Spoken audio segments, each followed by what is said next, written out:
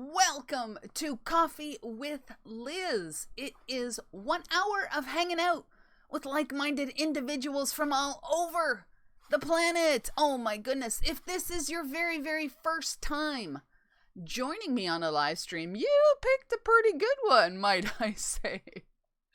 Now, if in the next hour you feel that I am subscription worthy, absolutely hit the subscribe button, and when you do, pound the notification bell, and remember to turn on all notifications, because I will be having a conversation with many, many peeps in the coming weeks. So right on.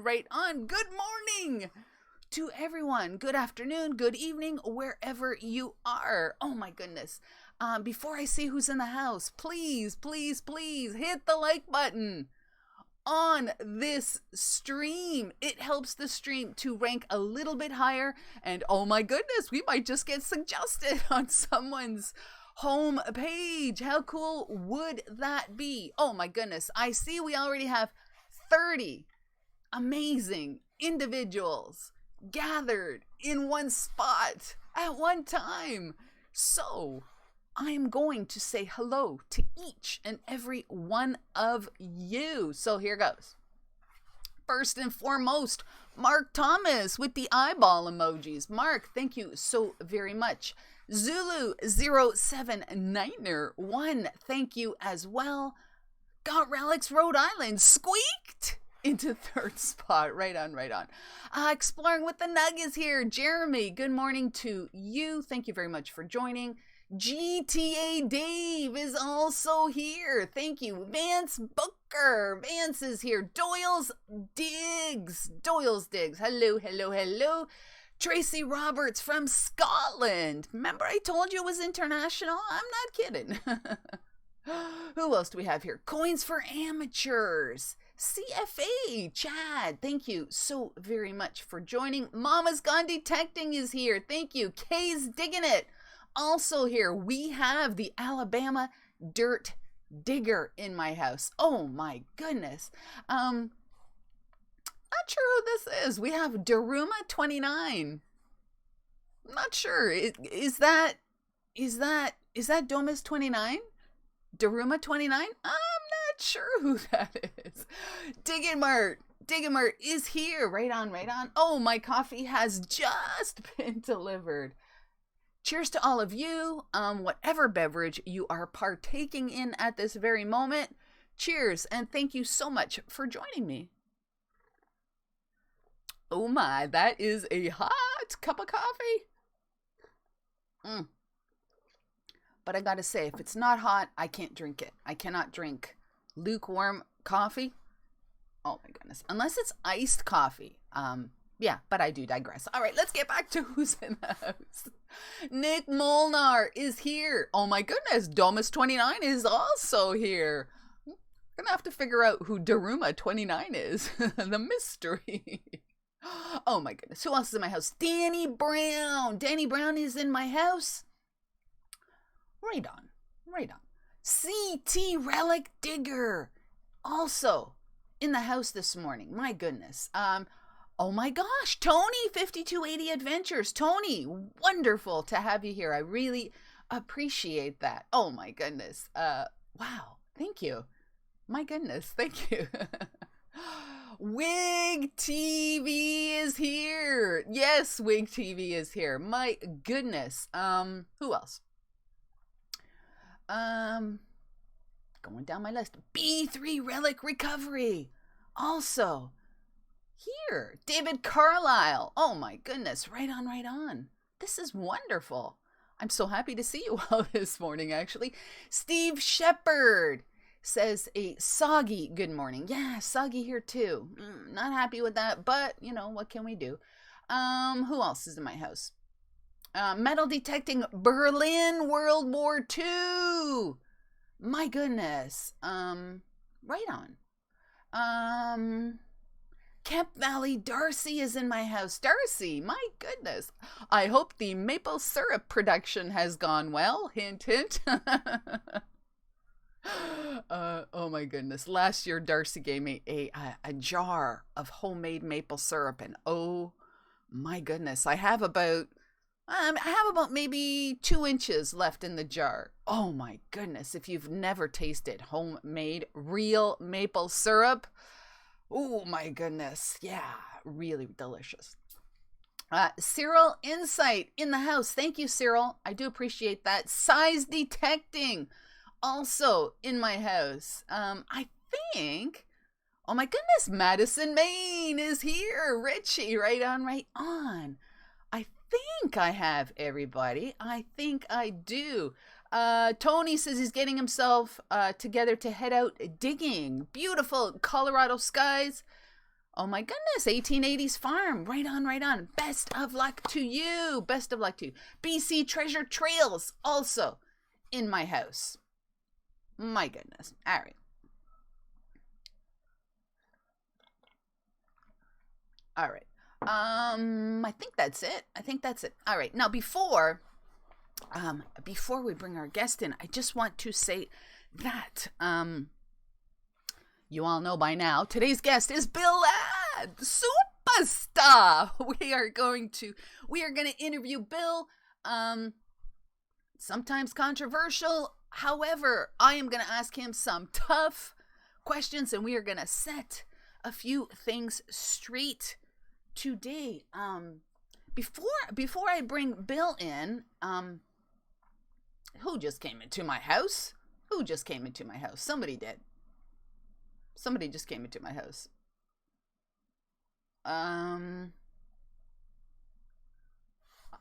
Mike, Mellyman. Thank you, Mike. Gotta say, Charlie Victor.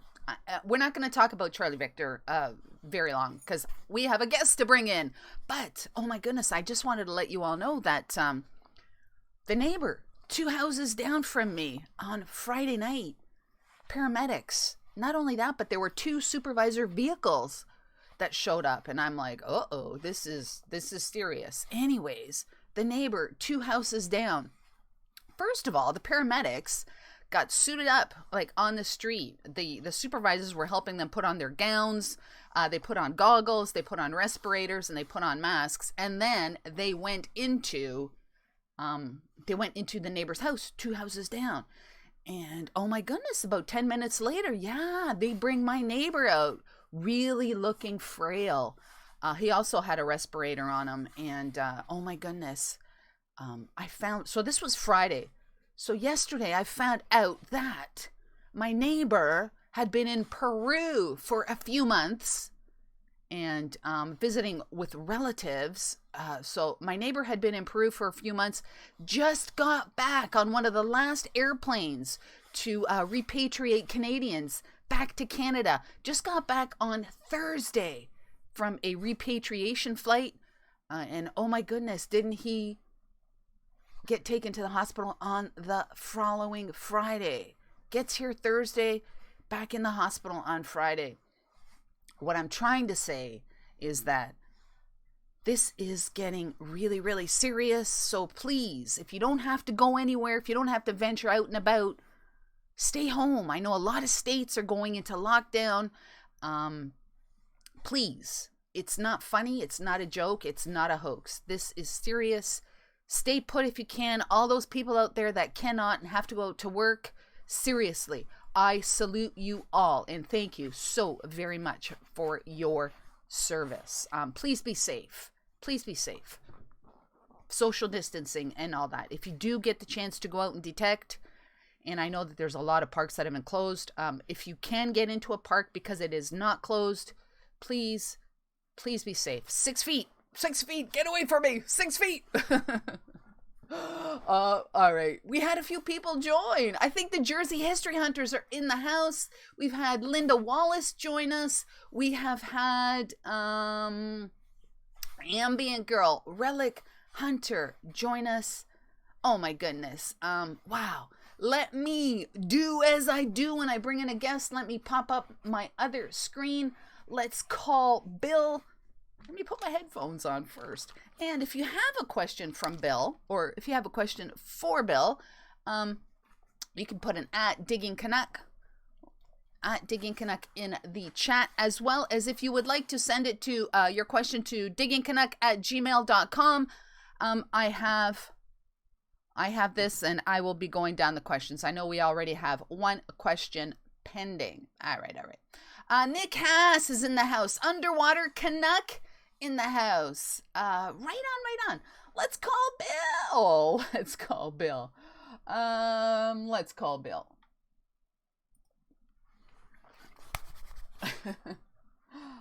right, let's call Bill. Let's get Bill in the house.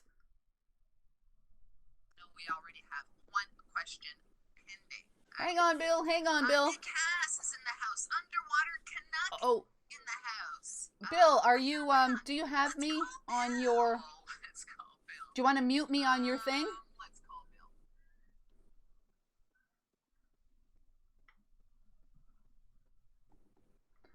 All right, I'm going to bring Bill in. That is a mouthful. So, without further ado, ladies and gentlemen.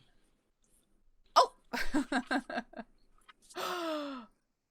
There is Bill. Bill, let me just get you nicely centered. Oh my goodness. Ladies and gentlemen, this is Bill Ladd. Bill, welcome to Coffee with Liz. Oh my goodness. Thanks. How's it going? It is going really, really well, Bill. Oh my goodness. Wow. I am pretty sure that most of the people out there know Bill Ladd today, but Bill, a lot of people don't know that we're gonna get right into it. A lot of people don't know, Bill, that you just didn't start doing Facebook and that kind of stuff. You started out as a child in metal detecting.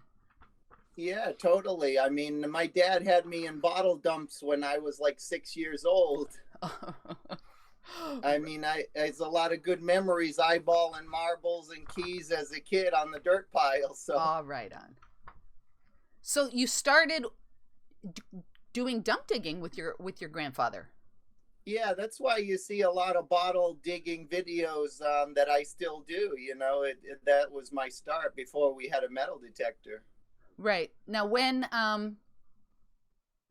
what kind of I know that some of your bottle digging videos you're extremely knowledgeable on bottles, but what are some of your do you collect or do you prefer to dig like food jars or other sort of things or what kind of bottles do you like the best? Yeah, that's a good question because a lot of bottle diggers specialize in like I collect medicines, I do milk bottles. I just like anything embossed, which is like anything with writing on it. I could probably grab an example. There's probably a whole line of them behind me, but I think everybody knows what I'm saying. Anything with embossing on it, anything like I like the blown bottles the best. Obviously, the pontal bottles, the ones with the scar from breaking off the blow stick off the bottom, are the most desirable. But right.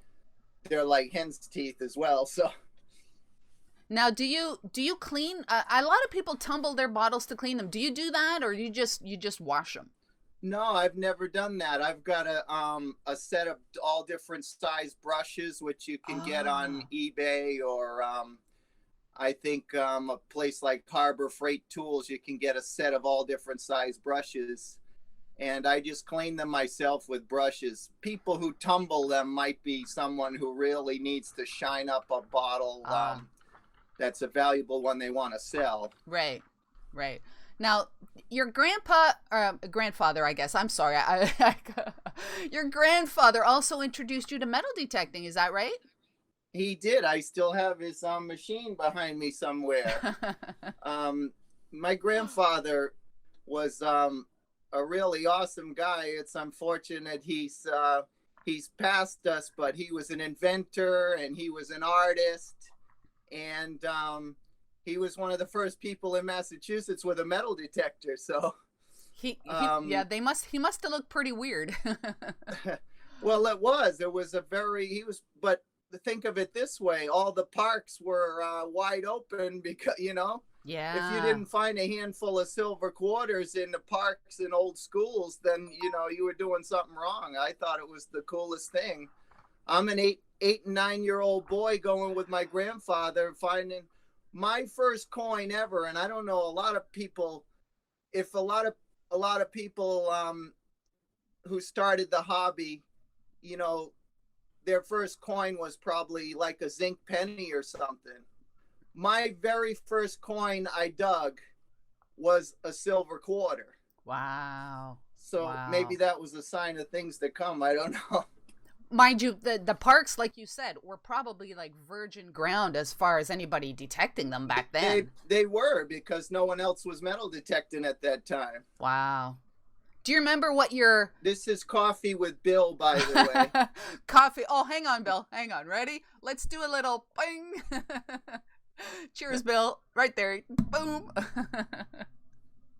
Too funny. Right on, Bill. Right on. So, that was when you said 8 years old. You were already doing in the bottles. You were already doing metal detecting. I was in, my aunt had a bottle dump behind her house, right? Wow.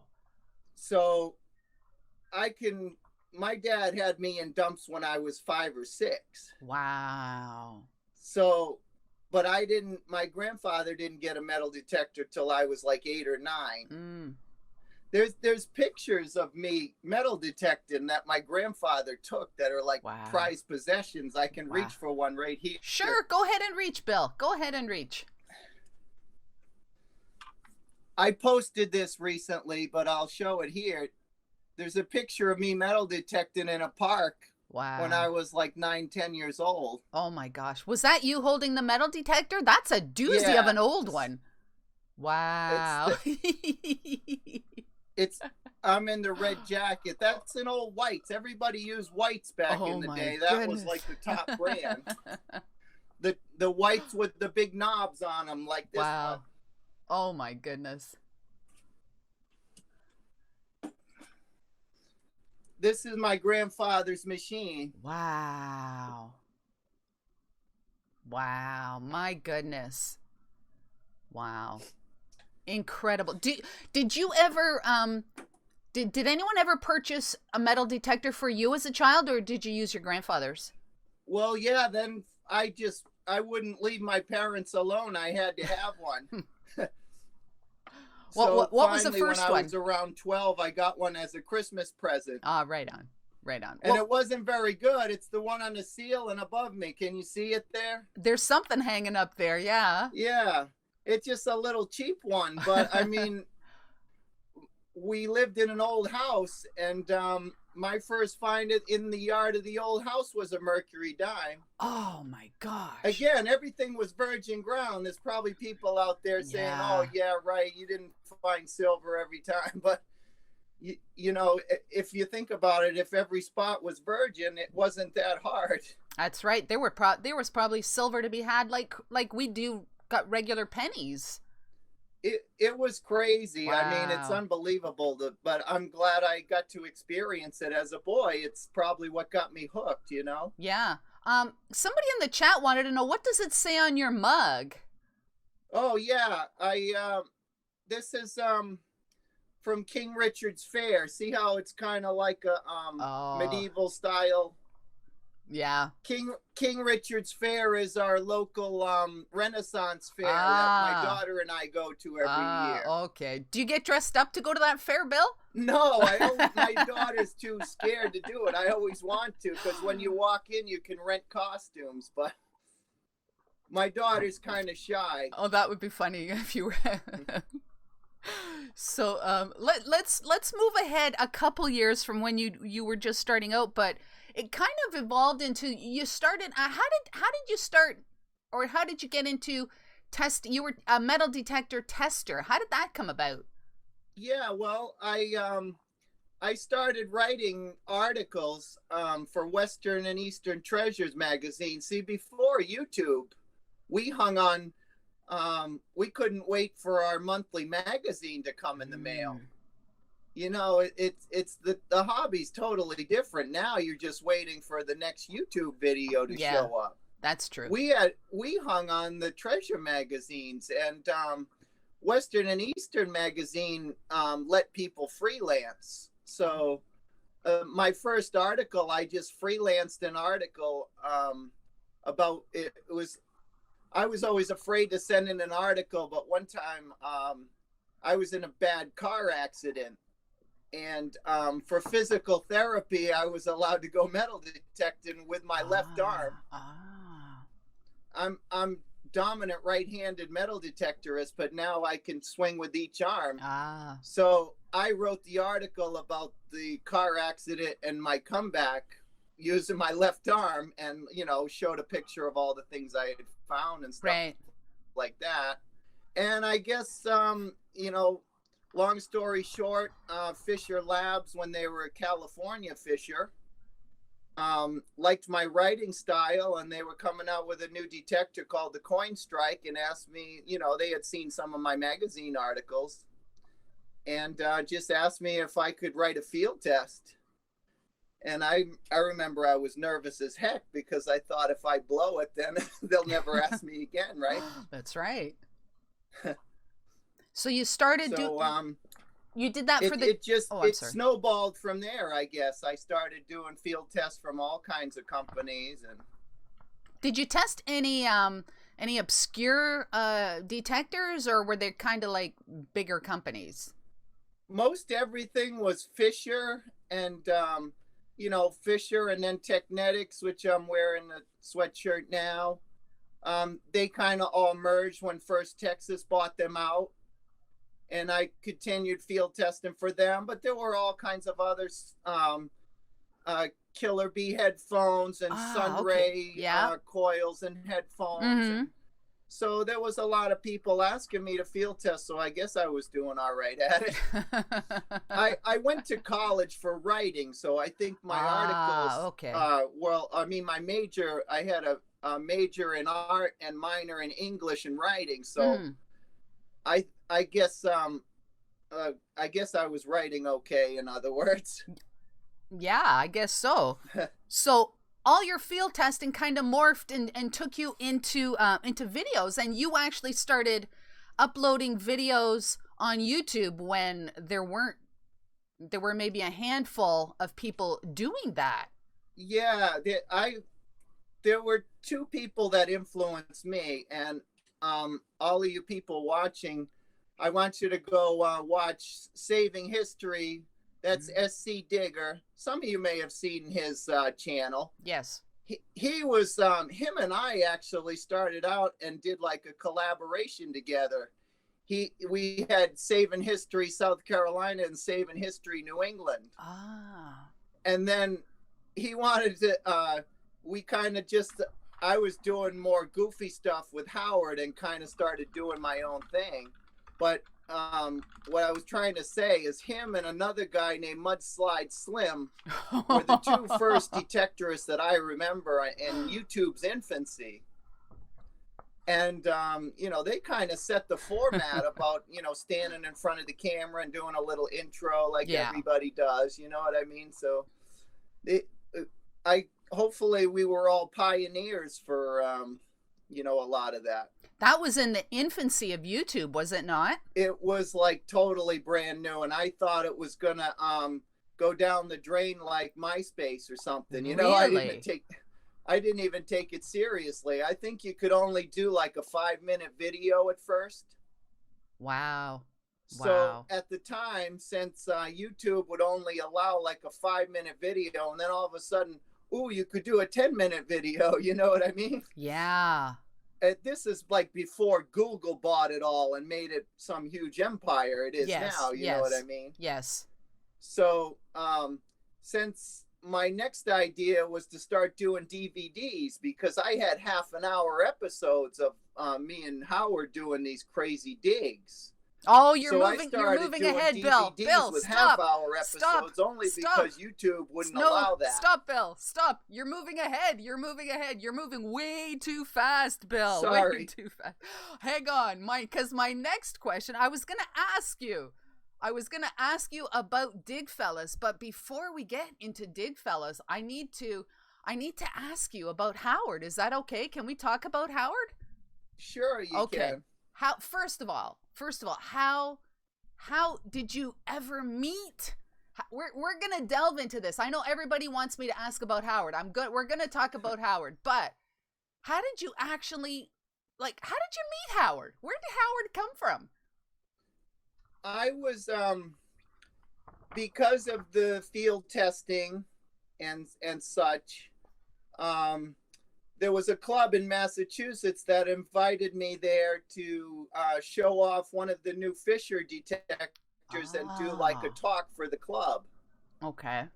And Howard was a member there, and somebody introduced me to him and said, you guys got to get together because, this guy's really enthusiastic like you, and he's been digging out foundations, and that's something I wanted to do. So it just, that's how we met, just exchanged numbers at the club one night.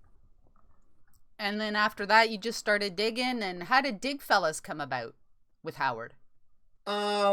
Well, that's one of those success stories that a producer saw the videos on YouTube. Oh, really? Yeah. A reality producer, a guy who had just finished doing the show Storage Wars. Oh, yeah. Digfellas came out, and all these treasure shows came out when like all the Storage Wars shows and all got really hot. Yeah. And he had finished doing this, producing Storage Wars, and he had an idea about doing a metal detecting show. Oh. So this reality producer, based out of California, started looking at YouTube to find, personalities that he liked. Oh, no way. And he stumbled on one video. It's called the Bottlegasm or something, if people want to look at that. Okay. Well, it was called that because that's what people thought, that Howard and I were just going crazy over these old bottles we were finding, the blue bottles and stuff like that. And the video got a lot of hits. Someone actually shared it to Reddit. And it was like on the Reddit page for a day. And like I got a whole bunch of new subscribers and comments off of that. Really? So wow. That video kind of went viral, and the Hollywood guy saw it. And long story short, he helped us make what's called a sizzle reel, which is like a demo. Mm-hmm. Yes. And he took, I sent him footage of various digs we were doing, and he put something together, and it just, we got lucky, really. They told me at the beginning, getting on television's like winning the lottery. Mm-hmm. There's a lot of hoops to jump through, just because you do a demo. They say Travel Channel was getting 18 to 20 demos a day, so don't expect much, Yeah. Is that who did Digfellas, was the Travel Channel? Yep, the Travel Channel did it, and we did 8 episodes with them.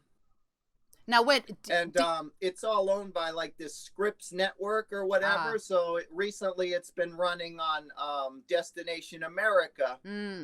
Has been hosting the reruns because, again, they're all owned by the same people. Okay.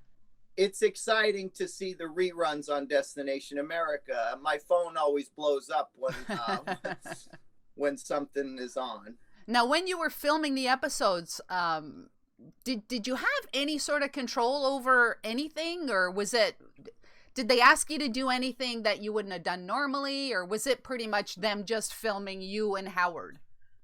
Well, the awesome thing was they're putting you on dream sites.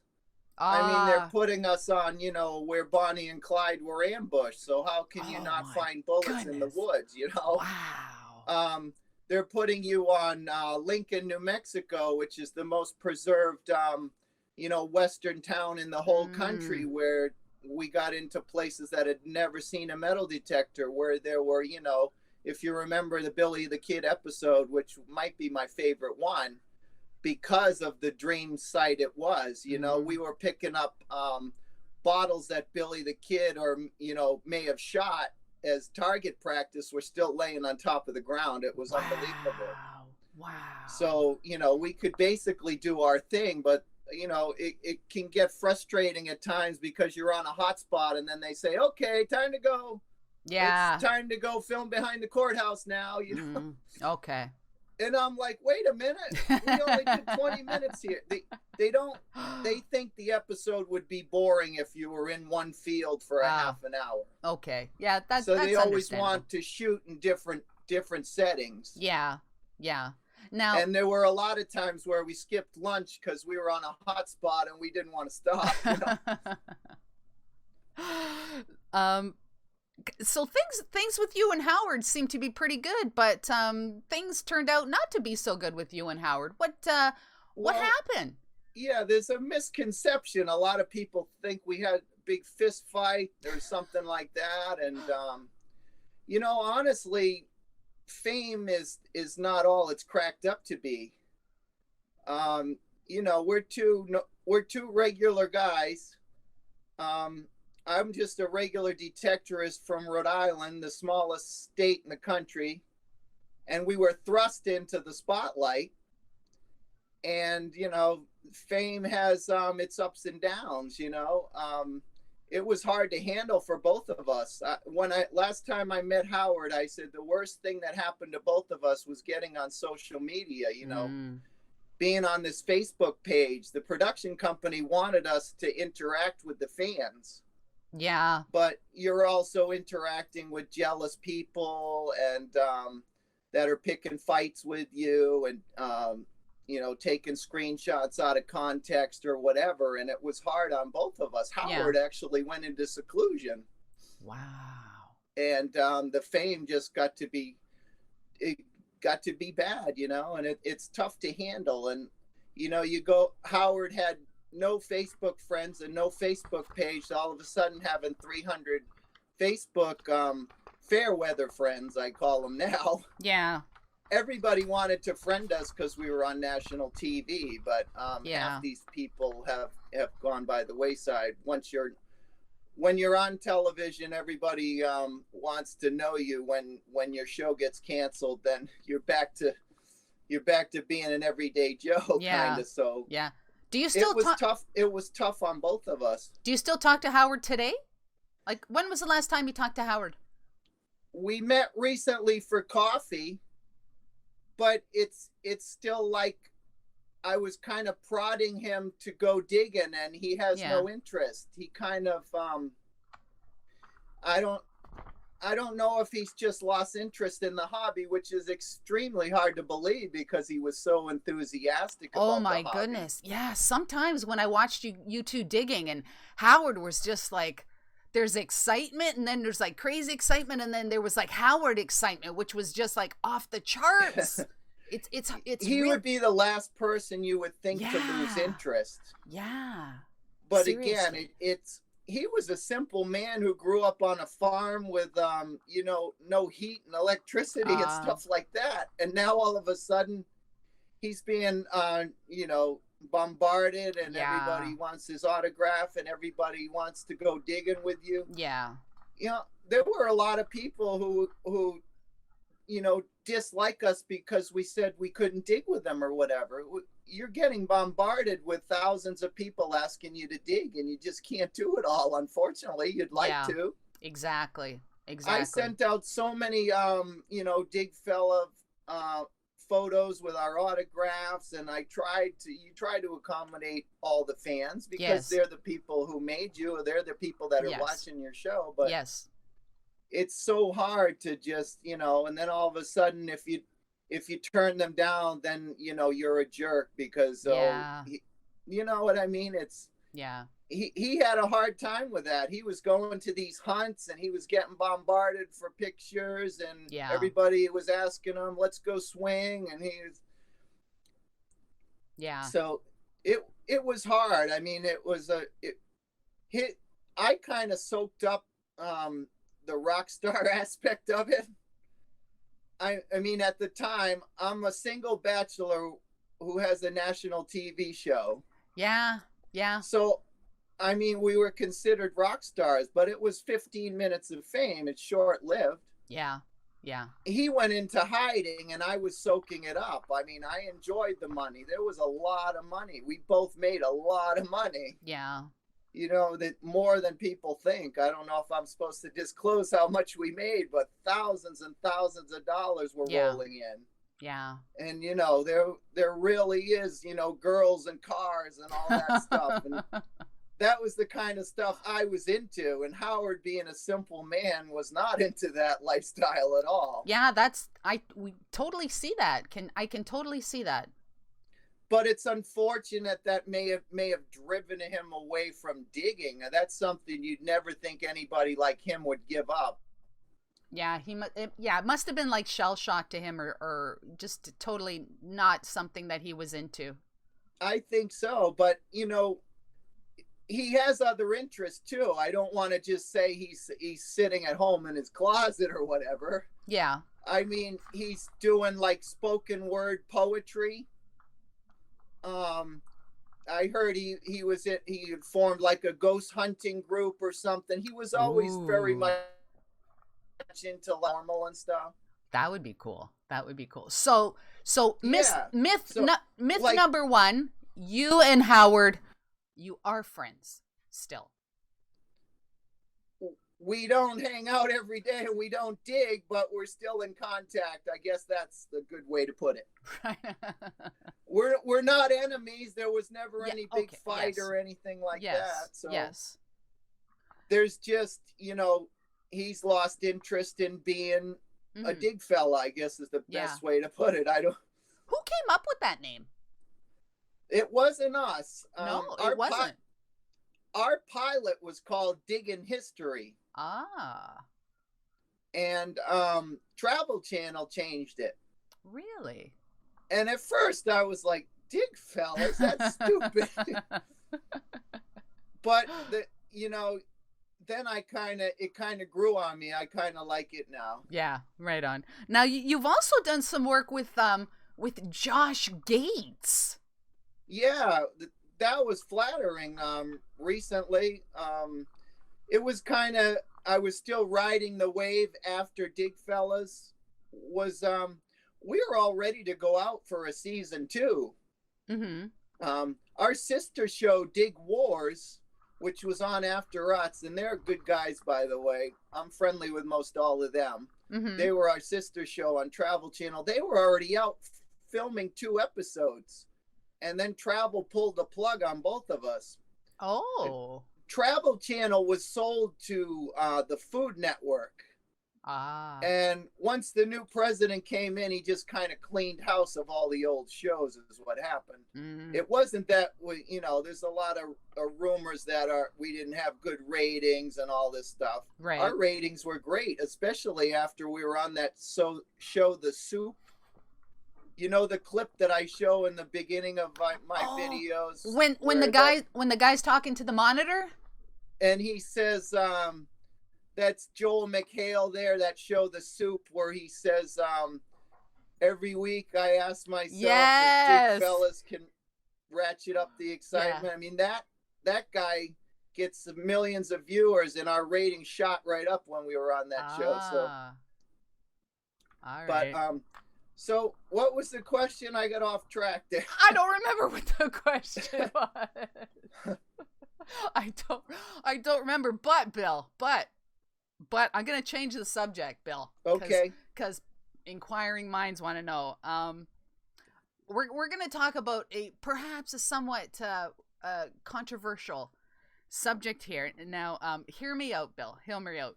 We're going to talk about Jocelyn, the relic recoverist. Now, I'm gonna preface this by saying that I've met Jocelyn a few times at some events, and oh my goodness, I think she's a sweetheart, and I so want to dig with her. I really, really do. But and I've met Drew as well at an event.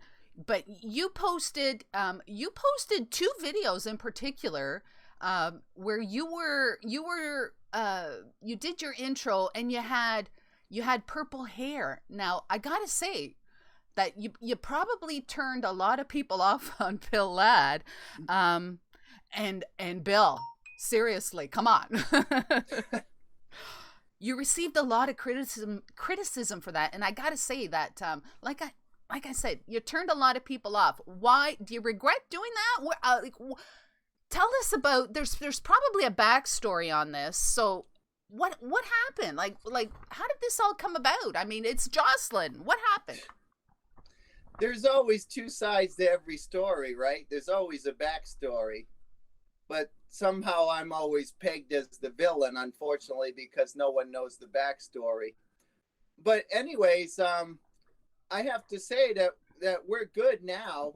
I mean, this was kind of something that snowballed through Facebook, which is unfortunate. This is, again, I wish I had pulled the plug on Facebook, and Howard and I had pulled the plug on Facebook a long time ago. Mm-hmm. Yeah. But, and you know how it is. Everybody knows how Facebook can just become a big soap opera and things can be taken wrong. And yes. So it was her and I, and you know, there was some memes and stuff coming out of her camp from her and her boyfriend, and I kept getting screenshots of these stupid memes and stuff. So I guess rather than make some memes and fire those back, I did the purple wig. I thought it was just a funny skit, you know. I guess thinking back on it now, I didn't know it was going to be so controversial. I thought that was kind of my way to, you know, fire back, so to speak. Because like I was telling you, if I was bringing field testing to the video, and I've done a lot of skits in my video, and I kind of thought, you know, Digfellas was a lot of acting and skits and things like that. So I guess I regret it somewhat, but on the other hand, it led to something good, which was Drew and I talking on the telephone, mm-hmm. and hashing things out. And I think we talked for like 2.5 hours, you know, because the three of us have a lot in common. I mean, I think Jocelyn's from Rhode Island, where I'm from. I think she started out digging bottles too. Mm-hmm. And you know, it was just a stupid Facebook fight gone wrong, and I took it to the extreme. But you know what? If it led to us hashing things out on the phone, yeah, then now it's a good thing, because I told them next time you're up here for a hunt or whatever, maybe we'll all get a drink or a cup of coffee, or mm-hmm. Yeah, you know, because I think deep down we expect what each other's doing. I mean, I'm a thrifter too. I think she's more into thrifting than detecting, which was probably her background.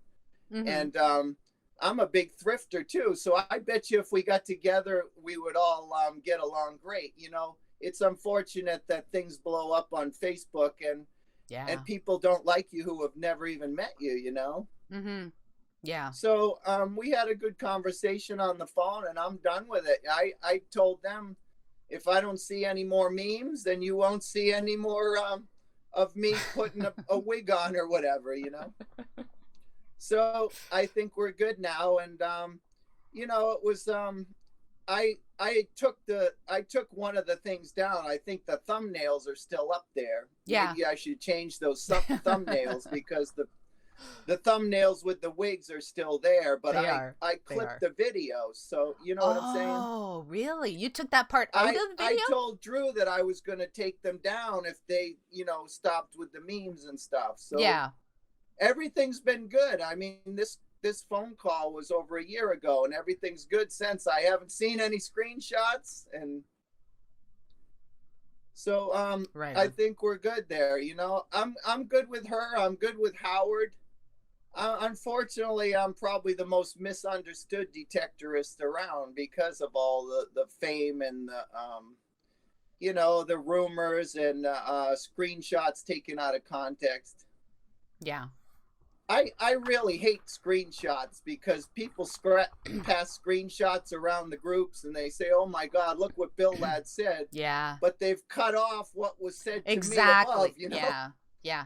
And you know what? Like you said, I think Facebook, kind of ruined a lot of things. There's nothing really good on Facebook other than drama. If you like drama, Facebook is for you. Seriously. Yeah, that's why I said I wish we pulled the plug. But what I had said to you the other night is we had a 𝗥𝗢𝗪𝗧𝗏 fan page with like 5,000 people in it. And I came so close many times to just deleting my Facebook account, but I thought I'm going to let 5,000 people down. And I couldn't do it.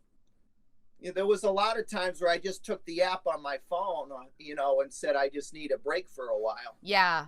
Yeah. You know, had a couple admins run the group or whatever. Exactly. Yeah. Yeah. There's a lot of people in the chat that are saying Facebook, no good.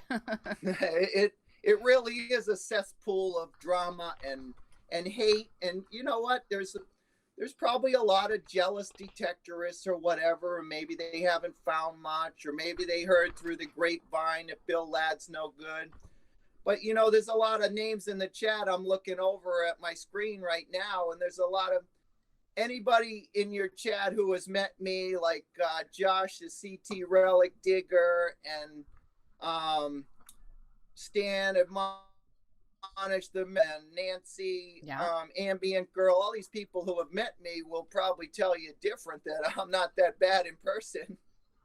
Yeah, I think that's with most things. It's the, you know, you get the persona, and then there's the reputation that comes with the persona, but then when you actually meet the person, and this has happened many, many times, but when you actually meet the person, you're like, wow, that's like, that person is totally not what, you know, they appeared to be, or what they were, what people said they were.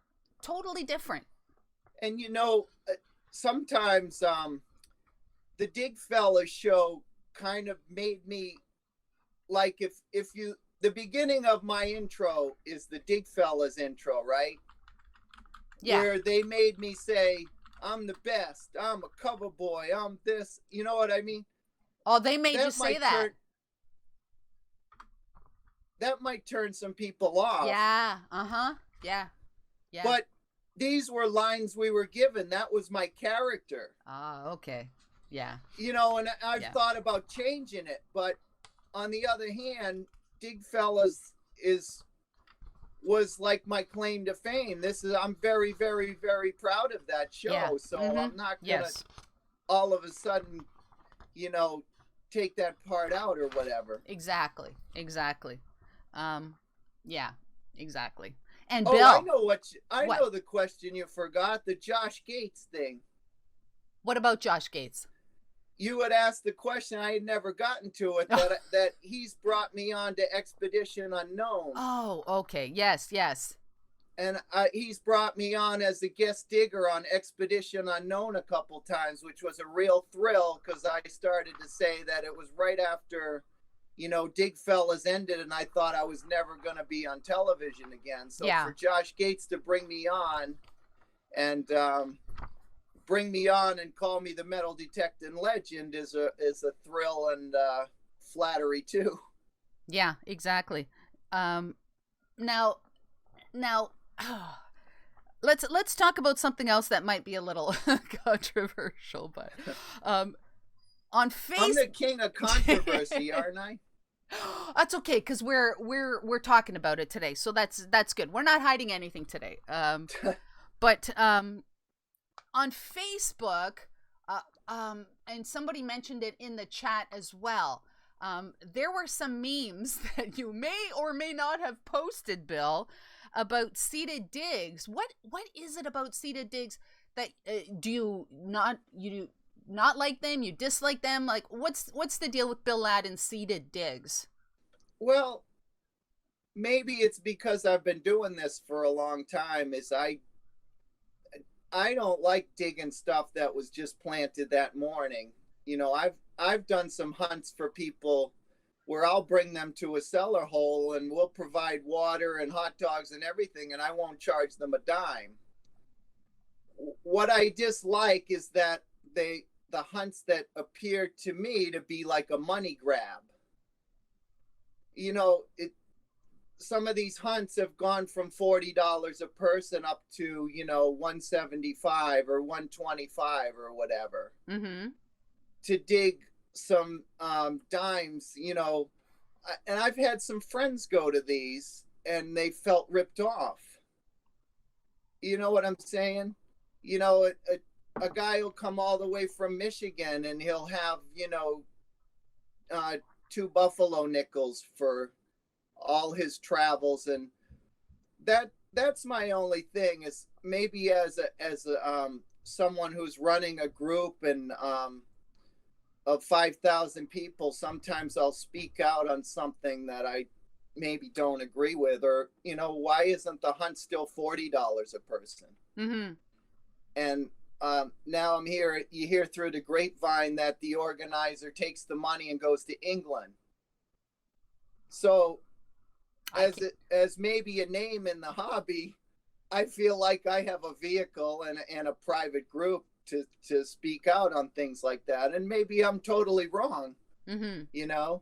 But I would rather find real silver myself. I'm just turned off by it. And maybe if it was more affordable, then I wouldn't care. I mean, when these hunts were $40 a person, I think that was more doable for anybody to go. Now, there's hunts now that are $300 a person. And that's a lot of money. And then if you got to travel 9 hours to get there, and you got to get a hotel room on top of that, now you're looking at $600 in expenses. I don't know if you're going to find $600 worth of coins or relics to cover that. But again, maybe it's more of a social event. I don't know, Bill, I was just going to chime in and say that, to me, and this is just me, like, this is just my opinion, might not be your opinion or anybody else's in the chat, but, I recently, last fall, I attended Pound the Ground. Now, just going to say, I don't remember what I paid. I drove 9 hours, stayed in a B&B, and then in a hotel room. But I gotta say, there is no other way that I would have been able to meet the people that I met. My goodness, all these YouTube people, all these just regular folk. There's no way that I would have been able to meet those people had I not gone to the event. Now, to me, Pound the Ground was 100% social. I actually ended up with a peace dollar from 1923, which I think is like absolutely incredible.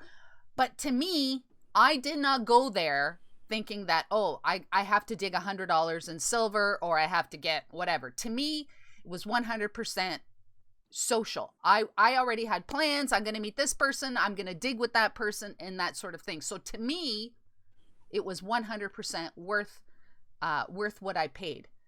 Now, having said that, I totally understand that there are people like me who went there just for the social aspect. But I really got to think that, oh my goodness, how am I going to say this? I really got to think that if you went with the thought that you're going to recoup your admission fee and your gas money and your hotel money in actual fines, I think that's the wrong mindset. Now, I might get in trouble for that or whatever, or people are going to but for me, it was 100% social. And I think that if that is what the mindset that you go into these events with, that I think that whatever you get, like, I was thrilled with that peace dollar. I'll probably never dig a peace dollar again. I was happy. And you know what? Money well spent for me.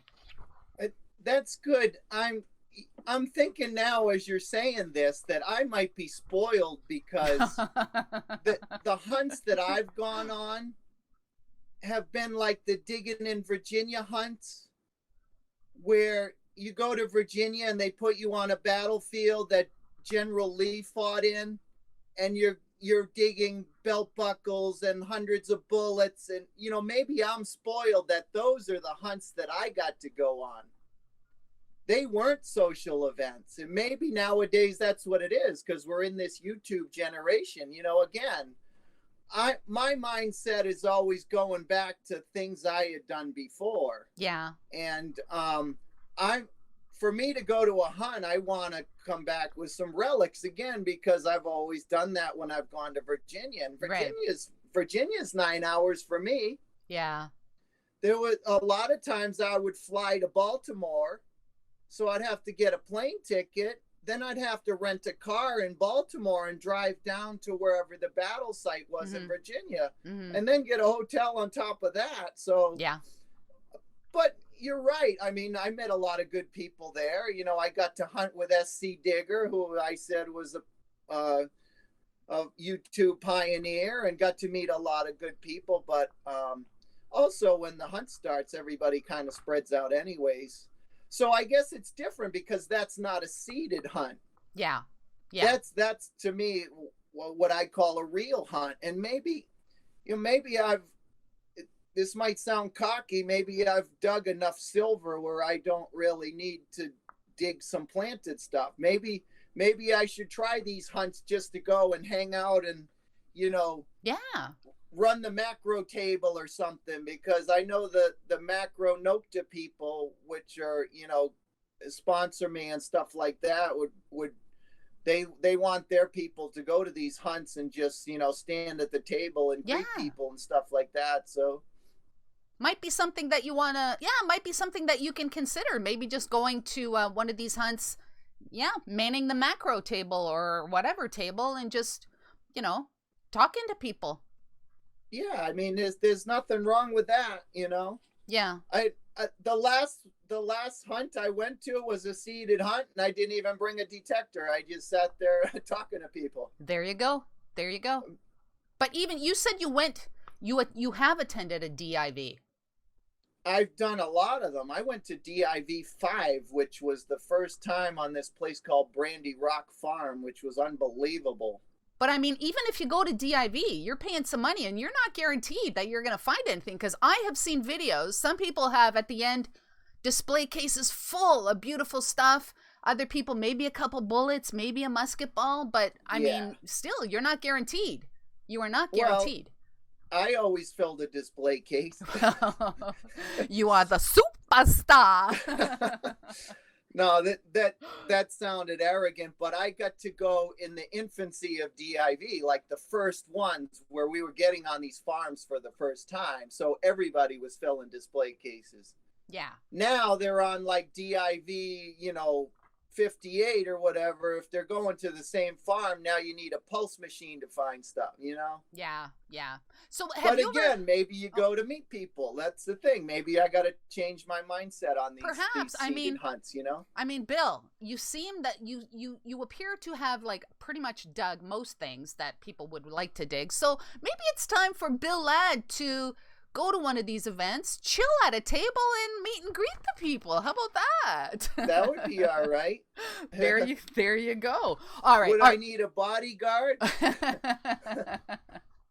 I don't know about that, Bill. I don't know. You might need a bodyguard. I don't know, Bill. Depends on a lot of things. Depends on a lot of things. That's actually... all the people that dislike me have never met me in person. That's all I'm gonna say. Well, I think, like you said, the persona is one thing, and then when you actually sit down for a coffee we got a super chat. Look at that. We dig metal detecting. I gotta do my dance, Bill. Gotta do my dance. Hang on. We dig metal detecting, says Bill, and I have to ask this because he sent a super chat. Bill, what detecting company do you own? I am pretty sure you run a site, correct? And a great job, Liz. Do you own a metal detecting company? I used to work for MetalDetector.com. That's probably what they're referring to. Ah, okay. All right. But this is another thing when you're riding the wave of TV fame. I wasn't doing TV, so MetalDetector.com paid me a good salary to go sell metal detectors for a while. Right. But after a couple years and your fame wanes, then you get laid off. So yes. But yes. That's probably what they're referring to. Okay. Now I'm gonna kind of this has nothing to do with what we were just talking about, but when was the first time that you used the phrase newbie juice? What happened with that? this goes again to me and you'll never see a Civil War relic hunter or someone who's been doing this a long, long time spray a copper with any kind of water. You know, a Civil War relic hunter will never spray a freshly dug button with water. An experienced treasure hunter will never spray a large scent with water. And unfortunately, this spray bottle craze is something I'm totally against because, you know, hang on, Bill, hang on. Come on, Bill, dance with me. Come on, Bill, I want to see you dance. I'm in a chair, I can't. Oh, okay. Okay. Thank you, Melly Man, for that. Sorry, go ahead about spraying water on relics. So, experienced relic hunters, that's a no-no, is basically what I'm saying. I think if you want to spray off silver, that's great. Is that what the spray bottle should be for? Okay, all right. Only spraying off a silver coin. Okay, so Bill, then, hang on. So the next time I dig a large scent, in the field, and I pull it out and I'm like, I can't identify this. What does Bill say that I should do? Haven't you seen me use my fingernail or just let it air dry? Let it air dry. All right. Yeah, because it'll actually help you later on. A lot of times there's a coating on there that'll start flaking off. That's why I always call it fingernailing, or just bring it home and you know, we use toothpicks to pick off if there's some dirt on it. Mm-hmm. You know, I was told a long time ago that I've seen a lot of wacky cleaning methods over the years. You know, 20 years ago, there wasn't spray bottles in the field. People are actually bringing olive oil into the field. Oh, okay. Because they were throwing all the coppers in olive oil. Okay. Until they found out that it turns your large scent black like a hockey puck. Ah. And also, olive oil soaks into the pores. And, you know, then all of a sudden it'll start leaching out in later years. So you'll have olive oil coming out of your coin. There's so many stupid. So I guess the bottom line is I saw a lot of new people spraying Indian heads and coppers and spraying. If it's got that coating on it, it's actually going to turn it into cement. Oh. So, and also, a lot of people ask me, I don't even use a pinpointer. Yeah, you don't. I'm seeing a lot of these new people in the hobby. They're wearing these big tool belts, and they've got a spray bottle. They've got pinpointers. They got pouches. They got digging knife. It looks like they're going into a war battle with all this paraphernalia they've got. Oh my goodness. I just want to have a shovel and a metal detector, and I don't want any extra gear on me. You know, and when I started out with my grandfather, there was no such thing as a pinpointer. Yeah, that's true. There wasn't. I'm just used to grabbing handfuls of dirt and running that handful of dirt under the coil. That's right. A quick method for me. That's right. I don't have to worry about, you know, turning a pinpointer on. By the time someone gets a pinpointer on and pokes around in the dirt, I've already have it in my hand. You know, that's my theory anyways. Yeah.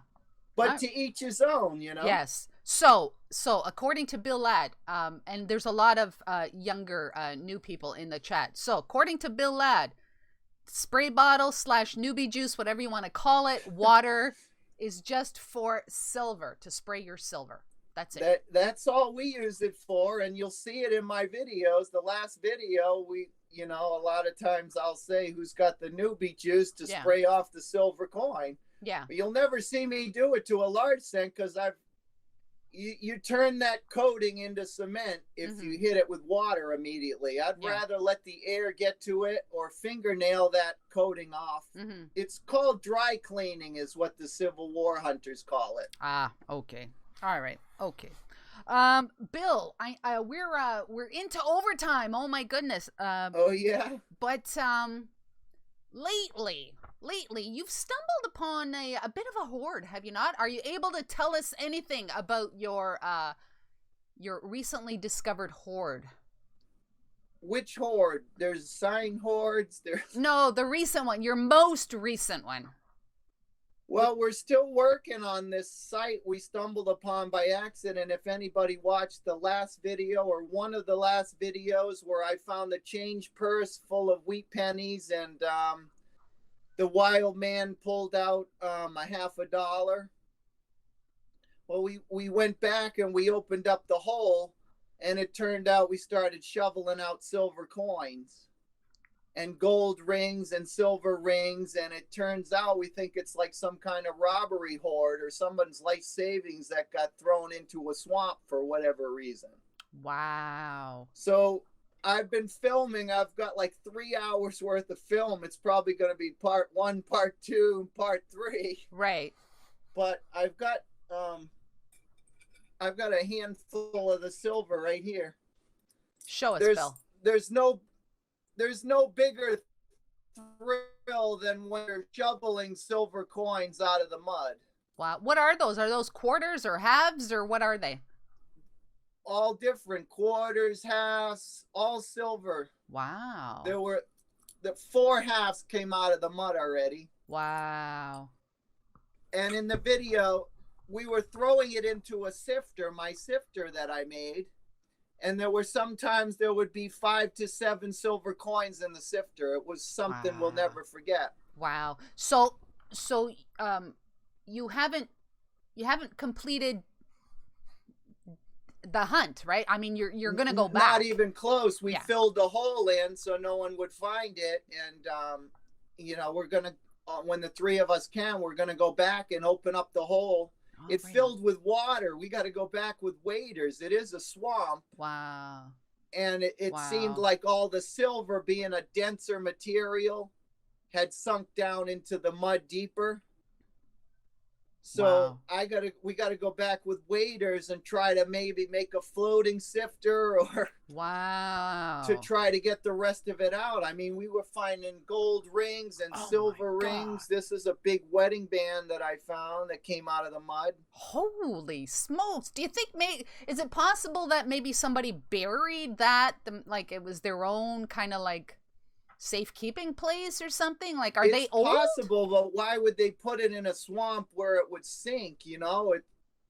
There's a little bridge there. I mean, there's all kinds of theories. Maybe someone had robbed a house and was running from the cops and just tossed, a pillowcase full of stuff in the swamp and hoped to recover it. We really don't know. Wow. We probably will never know the real story, right? Wow, that's pretty cool. So we can expect a video sometime in the future? Yeah, we're kind of sitting on the footage because we're afraid someone might see a landmark in the background. Luckily, it's on private property and we have permission to be there. Right.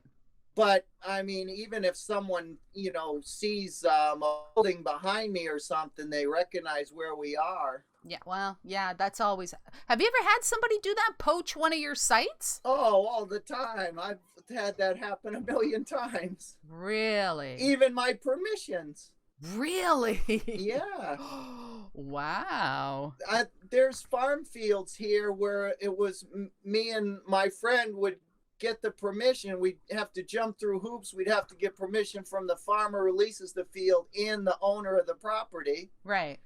And then, it's on a main road, so other detectorists would see 2 guys out there. And after we left, 2 guys would go out there, and the farmer would think, oh, the 2 guys are in the middle of my field. That must be Bill and John. Oh. You know what I'm saying? I've had that happen a million times, Really? even poaching permissions. Wow, son of a gun. I've seen it all over the years. Really? I've been doing this a long time. Wow, my goodness. We Dig Metal Detecting wants to know, have you ever used electrolysis? Yes, all the time. I've got a lot of electrolyzed relics.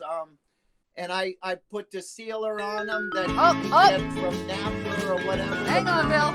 Hang on, Bill. And I'll reach for one right now. Hang on, Bill. Padlock I'm dancing, here. Bill. Hang on, Bill.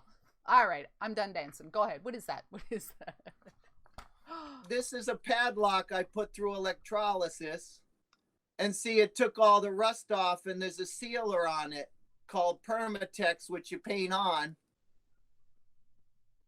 What's the name of that sealer again? It's Permatex. We used to get it at Napa. Permatex. But there's a lot of different things. It's like a milky stuff that you can paint on the relic after you put it through electrolysis, and you take the rust off first. Yeah. And this seals it off. Now you've got a thing that you can handle and pass around. And that's nice. That's really, really nice. Now, Bill, I've heard some people say that if you have something on electrolysis and you leave it too long, does electrolysis eat away the actual metal? Like, would that happen if you left it on for like 12 hours?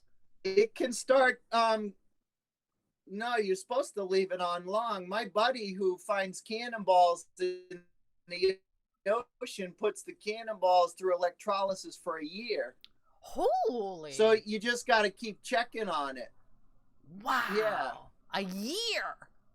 Holy. You got to check and make sure, you're not complete. The more, the better, because I've pulled some stuff out too early. Yeah. And then you'll actually see rust leaching back through. Ah. Okay. All right. So the more, the merrier. I would rather do it longer than shorter. But again, take your alligator clips off and check. Yeah. All right. So Bill, like I said, we have some younger detectors in the chat, and there's probably newish detectors. If someone was just starting out in detecting, can you suggest a metal detector for someone just starting out? Can you do that? Yeah, there's a lot of what's good is nowadays with the technology, there's a lot of awesome detectors that are only in the $300 range, like that new Simplex, the yellow Garrett's, the Ace 300 and 400. These are all affordable detectors that are really good, way better than anything I started with. Yeah. Do you have any advice for someone just starting in the hobby? I would say, don't get discouraged. I think, and try to learn from people like me. Maybe you can join a club or hook up with an experienced person. I mean, I know a lot of people that have gone with me have probably learned a lot. Yeah, I think that's the best thing. And a lot of, you see a lot of machines get put in the closet because maybe someone went to the beach and just dug pull tabs or whatever. Right. Everything is location, location, location. Don't be afraid to knock on a door, or maybe you work with someone who lives in an old house or something. That's the untapped potential nowadays, is getting on private property that's never been hit. Yeah. Don't be afraid to knock on a door. What's the worst they can say is no, right? That's true. That's Find true. an old town and just go door to door. Maybe dress up a little bit. Don't, show up in your fatigues and, because then you don't want to look threatening if you want to go to the door and get permission. I wear a collared shirt and I introduce myself, and it usually works out good. And again, the yard of an old house is always going to have at least some wheat pennies and some mercs or whatever in the yard, Right. Now, Bill, if everything goes okay, and I'm really beginning to doubt it, but I should be down in your neck of the woods in July on vacation. Now, if I happen to, and because the borders are closed right now anyways, but if things work out and I do get down, where are you going to take me, Bill? Where are you going to take me if I come down there? Well, luckily over the years, I've gotten a lot of good places. That probably the infamous button dump would be good. Right on. That would be good. A video I did maybe 10 videos ago, where we did a big group hunt at the button dump, where people came down from New Hampshire. I got to meet Stan, Admonish the Metal, for the first time. Yes. And so we had a lot of New Hampshire people, a lot of Connecticut people, and it was just, I almost sat back as like a proud papa. I found so many buttons there already. It was great to see everybody fill in their pouches with buttons. And right. So, I mean, I could put you in a bottle dump too. Oh. Like I said, there's a lot of places, Right a on. lot of places we can go. And at this point, I almost get a bigger thrill out of seeing other people's faces light up when they pull out their first bottle or their first yeah. military button or something. Yeah. Yeah, I'd be dancing. I'd be dancing for sure. So Bill, what's just kind of winding things down here, what's next for Bill Ladd? Is there something that you want to do you haven't done? Is there some place you want to go you haven't been, somebody you want to meet you haven't met? Like, what's next for Bill Ladd? Yeah, I want to meet the relic recoverist. Seriously. Right on. I'm serious. I hope all of us will get together. You know, it would be awesome to get Howard out of retirement. Yeah, that would be nice. But yeah. I want to go thrifting with Jocelyn. I'm a good thrifter. I think she's probably a better. But I pay my mortgage every month with eBay. So when you thrift, what do you specialize in thrifting?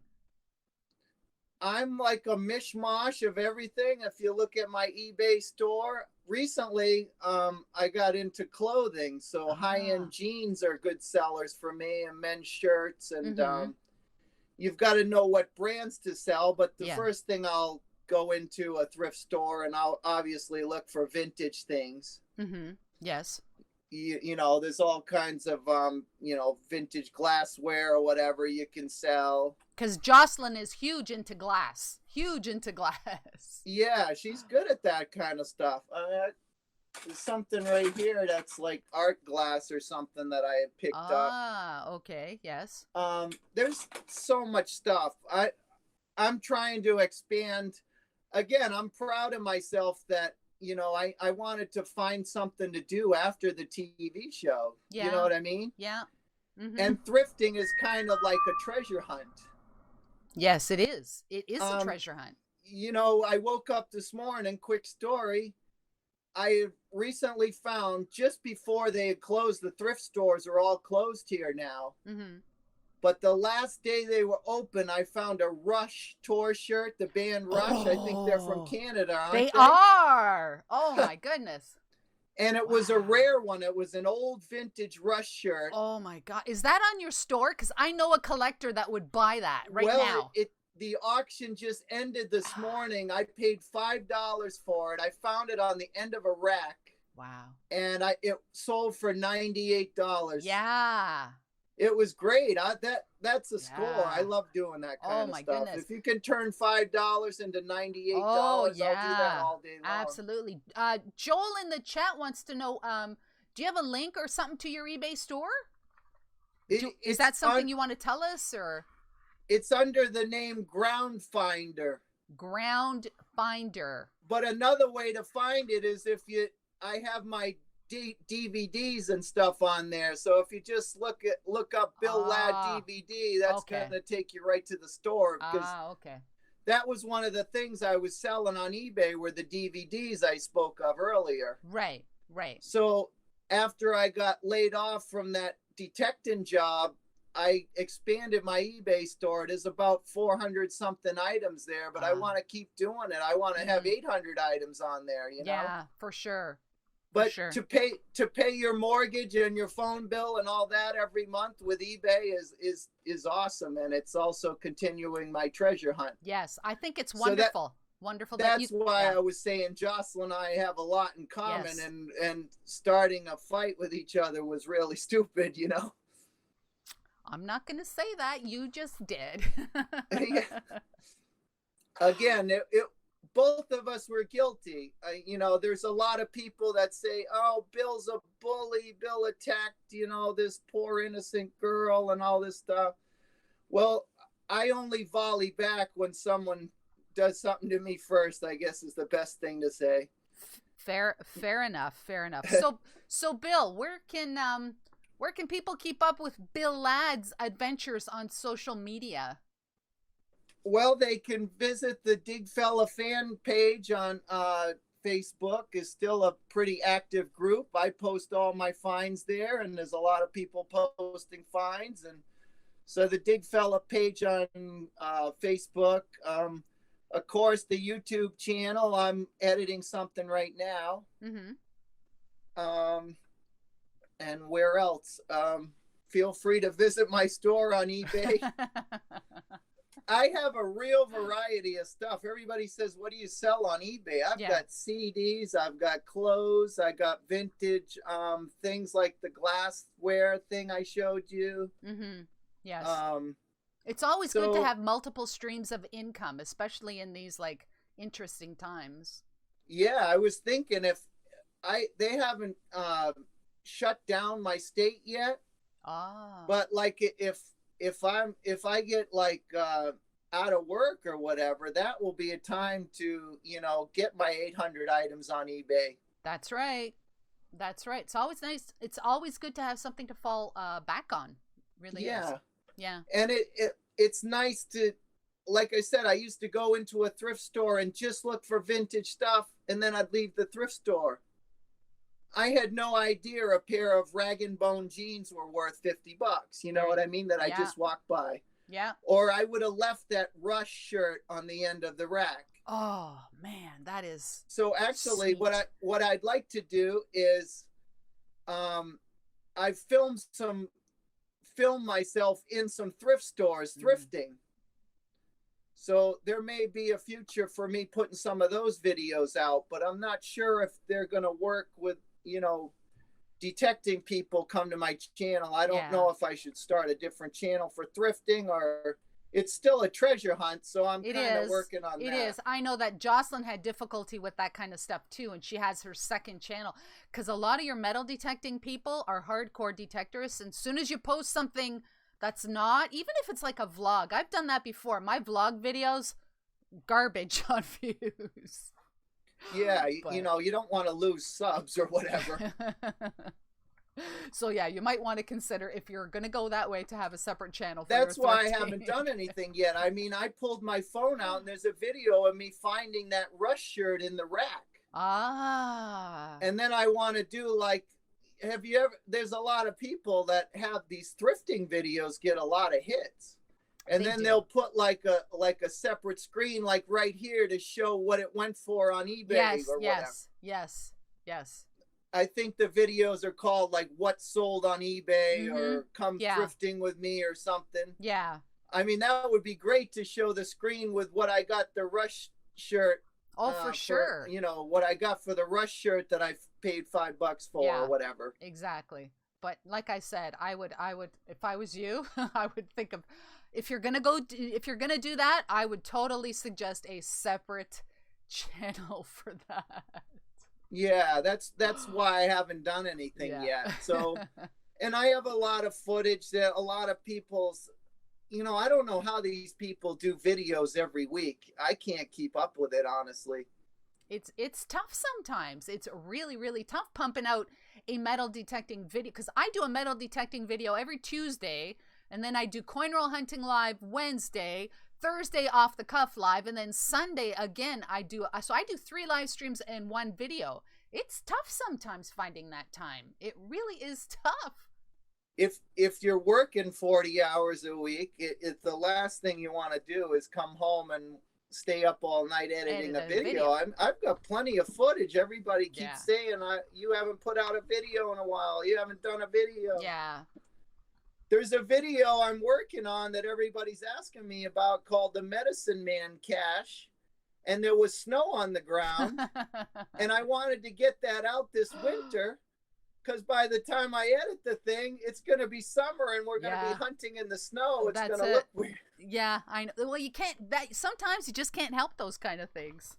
You can't help them sometimes. I'm sitting on a lot of old footage that I found footage, and every once in a while I'll throw one out with Howard in it. Yeah, and then you know what? People see these videos and they're like, "Oh my God, is Bill detecting with Howard again?" Exactly. They'll say, "It's great to see you guys back." People only want the best for you and Howard, Bill. They only want the best. You have to say we made an awesome team. There's no doubt about it. There was awesome chemistry, and it led to doing a television show. It's unfortunate that he doesn't want to do it. Like I said, I could call him right now and I could say, we're shoveling out $50 out of the mud. You want to go? And he'll say, I'll pass. Yeah. Yeah. I can like, from what all that other stuff that you said, I can totally understand why he's kind of like out of the spotlight. I can totally get that. Totally get that. I mean, think about what I've gone through with all the hate and you know what I mean? Yeah. A lot of people would have just hung up their boots and said, you know what? I'm done with YouTube. I'm done with Facebook and all that stuff, and say, I'm just a private person now. That's what he did. I made the mistake of trying to fight back against people. Yeah. You get really you get torn down when you're just fighting back all the time. It's a no-win situation because you're adding fuel to the fire. Oh, for sure. Absolutely. You know, recently someone sent me a private message and said, Bill, they're killing you and your show on this group. And there's a big long thread, and aren't you going to go in there and defend yourself? And I said, no. Exactly. That's okay. Exactly. I think that's... And I said, and they said, that's okay. What do you mean? I said, you know, all press is good press. Let them keep talking. You know, maybe someone will come to my YouTube channel and see what all the fuss is about, you know? Exactly. I totally get that. Totally. For me to jump in that group and start fighting with everybody would have just been a disaster. Yeah, you know what? You don't need the aggravation, and best those kind of people do not feed the trolls. I mean, that's a saying for a reason. Do not feed the trolls. I used to feed them. That was the problem. See that? People like get energy from that. You know, it's like, oh, I'm like trolling Bill Ladd and he's trolling me back. I know, that's the thing. Look at this screenshot. Look what I got Bill Ladd to say. And then they pass the screenshot around to every group, and then all of a sudden my reputation takes a hit. It's unfortunate that all that happened. Yeah, exactly. I mean, I want to meet every single one of these people in person that say they hate me or whatever. Right on. You know, I bet you if they did a cellar hole dig with me, or we all dug at the button dump or something, they would love me. Yeah. Well, like I said earlier, I really hope that this whole Charlie Victor thing gets all goes away, and that I am able to vacation in July, because Bill, holy smokes, I would be on cloud. I'll bring you something really, really Canadian for you. You know, I just remembered you mentioned that cache we're working on. Yeah. You got a little bit of a shout out in the video because 2 of the coins were Canadian. No way! Yeah. How cool is that? Yeah, so you got a little bit of a shout out. They were just pennies that had leaves on them. Oh, right on. Oh my goodness. Right on. Oh my goodness. Thank you, Bill. I appreciate that. No problem. I appreciate that. Oh my goodness, Bill. Oh my gosh. It's 11:30, which means we've been talking for like an hour and a half. Oh my goodness. Bill, I am going to wind up the show, but I'm going to leave it open for if you ever want to come back on the show, please let me know, because I would love to have you as a guest at another time. Anytime. Right it's pouring rain here, so it's a perfect day to do it. Right on. I'm gonna let you go, Bill. I just want to say again, thank you very much for being on the show today. I know that I might have asked you some controversial questions, but I think that it was a good thing that we just, I'm glad that we got to, what am I trying to say here? I'm glad that we were able to talk about the topics that we did, some controversial. And I hope people will, after seeing this, will see you in a better light. And I think that's all I'm gonna say about that. Yeah, maybe set the record straight on a couple of things again. Yes, exactly. I don't really have beef with anybody. A lot of people thinks that me and Howard had some big falling out, and they might have taken Howard's side, or things like that. But exactly. I'm still a regular detectorist, just sitting here talking, and you know, we all have the same thing in common, right? We're all Yes. trying to save history. Yes, we are. Yes. That's why I'm saying if you heard through the grapevine that I'm bad news or whatever, come detect him with me and let's see, you know? This is true. This is true. Right on. All right, Bill, I'm going to say goodbye to you. I know that everybody in the chat is like thumbs up. And like I said, I appreciate you spending an hour and a half with us. I really, really do.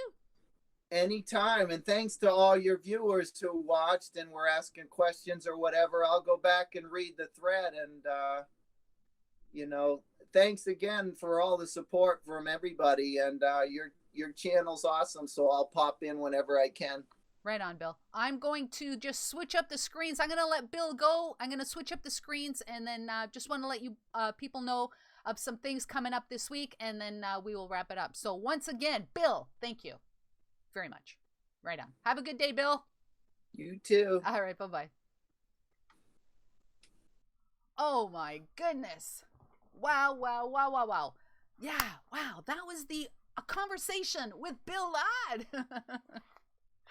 Right on, right on.